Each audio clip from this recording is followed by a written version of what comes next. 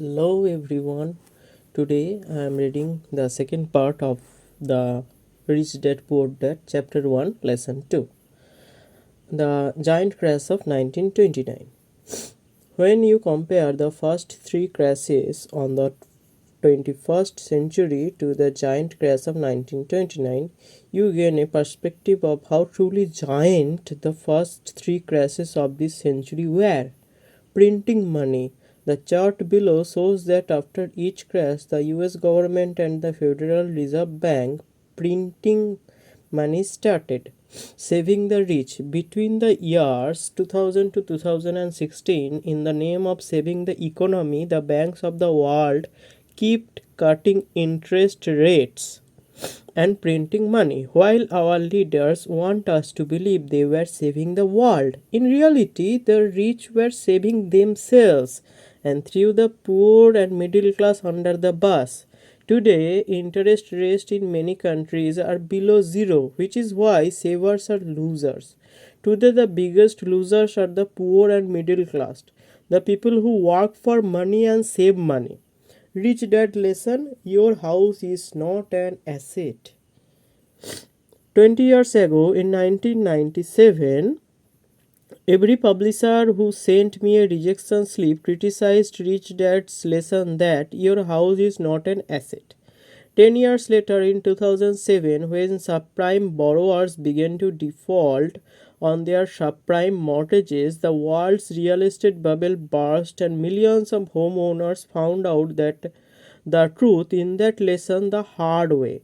Their house was not an asset. The real problem. Most people do not know that the real estate crash was not really a real estate crash. Poor people did not cause the real estate crash. The rich caused the real estate crash. The rich created financially engineered products known as derivatives. Product Warren Buffett has called weapons of mass financial destruction. When the financial weapons of mass destruction started to explode, the real estate market crashed and poor subprime borrowers were blamed. In 2007, there were an estimated 700 trillion in financial derivatives. Today, it is estimated there are 1.2 quadrillion in financial derivatives. In other words, the real problem has gotten bigger, not better. Rich Dad lesson: why the rich pay less in taxes. 20 years ago, a few publishers criticized Rich Dad Poor Dad for disclosing how and why the rich pay less in taxes.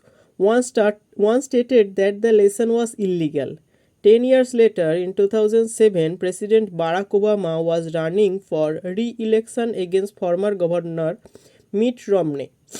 When it was disclosed that President Obama paid approximately 30% of his income in taxes and Governor Romney paid less than 13% in taxes, Mitt Romney began the downhill slide that would cost him the election. Taxes again were a focal point in the 2016 US presidential election. Rather than find out how people like Mitt Romney and President Donald Trump pay less in taxes legally, the poor and middle class get angry. While President Trump promises to reduce taxes for the poor and middle class, the reality is the rich will always pay less in taxes. The reason the rich pay less in taxes goes back to Rich Dad's lesson number 1. The rich don't work for money. As long as a person works for money, they will pay taxes. Even when presidential candidate Hillary Clinton was promising to raise the taxes on the rich, she was promising to raise the taxes on those with high incomes. People like doctors, actors, and lawyers, not the real rich. So, for today, that's all. I'll be coming back again on tomorrow with the next topic.